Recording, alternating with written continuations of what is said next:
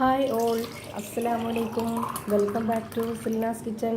ഇന്നത്തെ റെസിപ്പി പാലും കോഫി പൗഡറും കൊണ്ട് ഒരു അടിപൊളി ടേസ്റ്റി ആയിട്ടുള്ള ഒരു ഡ്രിങ്കിൻ്റെ റെസിപ്പിയാണ്. നല്ല അടിപൊളി ടേസ്റ്റി ആയിട്ടുള്ള വെറൈറ്റി ഡ്രിങ്കിൻ്റെ റെസിപ്പിയാണ്. തീർച്ചയായിട്ടും എല്ലാവർക്കും ഇഷ്ടമാവും. അതുകൊണ്ട് തന്നെ വീഡിയോ സ്കിപ്പ് ചെയ്യാതെ മുഴുവനായിട്ടൊന്ന് കണ്ടു നോക്കണേ.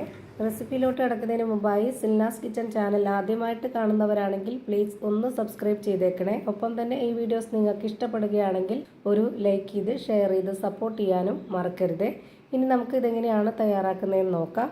അതിനായി ഞാൻ ആദ്യം തന്നെ സ്റ്റവിലേക്ക് ഒരു പാൻ വെച്ച് കൊടുത്ത് ഫ്ലെയിം ഓണാക്കി കൊടുത്തിട്ടുണ്ട്. അത് ലോ ഫ്ലെയിമിൽ ഇട്ട് വെച്ച് കൊടുത്തതിന് ശേഷം ഇതിലേക്ക് ഒരു അരക്കപ്പ് അളവിൽ പഞ്ചസാര ഇട്ട് കൊടുക്കാം. ഇതൊന്ന് കാരമലൈസ് ചെയ്തെടുക്കണം. ഇനി ഇതിലേക്ക് ഒരു 4 ടേബിൾ സ്പൂൺ വെള്ളം ഒഴിച്ചു കൊടുക്കുന്നുണ്ട്. ഇനി നമുക്കിത് ഹൈ ഫ്ലെയിമിൽ ഇട്ട് കൊടുത്തതിന് ശേഷം ഇതുപോലെ നന്നായിട്ടൊന്ന് ഇളക്കി കൊടുത്തുകൊണ്ടിരിക്കാം.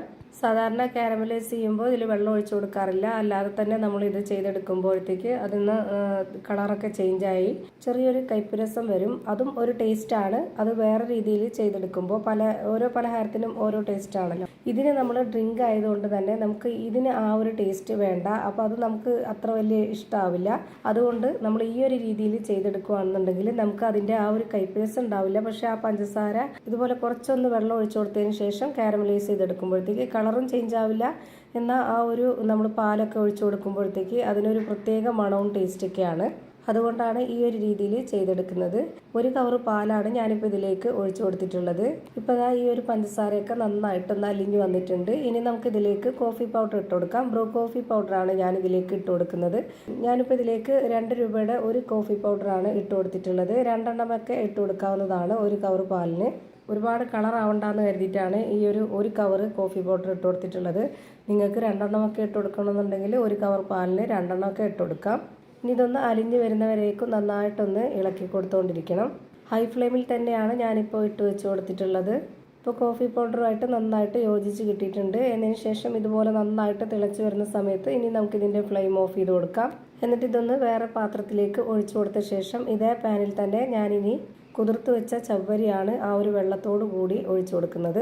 ഒരു 20 മിനിറ്റ് മുന്നേ വെള്ളത്തിൽ നല്ലപോലെ കുതിർത്ത് വെച്ചിരുന്ന ചവ്വരിയാണിത്. ഒരു അരക്കപ്പ് അളവിലുണ്ട്.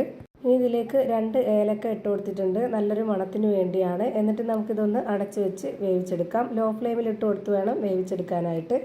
ഇപ്പോൾ ചവ്വരി നന്നായിട്ട് വെന്ത് വന്നിട്ടുണ്ട്. ഈ ഒരു ടൈം ആകുമ്പോൾ നമ്മൾ നേരത്തെ കാച്ചി മാറ്റി വെച്ചിട്ടുള്ള ആ ഒരു കോഫി പാല് ഇതിലേക്ക് ഒഴിച്ചു കൊടുക്കാം.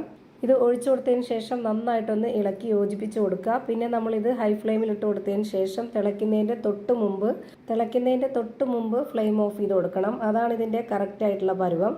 ഇപ്പോൾ ഇത് നന്നായിട്ട് ചൂടായിട്ട് വന്നിട്ടുണ്ട്. ഇനി ഇതിൻ്റെ ഫ്ലെയിം ഓഫ് ചെയ്ത് കൊടുക്കാം. എന്നിട്ടിത് നല്ലപോലെ ചൂടാറിയതിന് ശേഷം ഇതുപോലൊരു പാത്രത്തിലേക്ക് ഒഴിച്ചു കൊടുക്കുന്നുണ്ട്.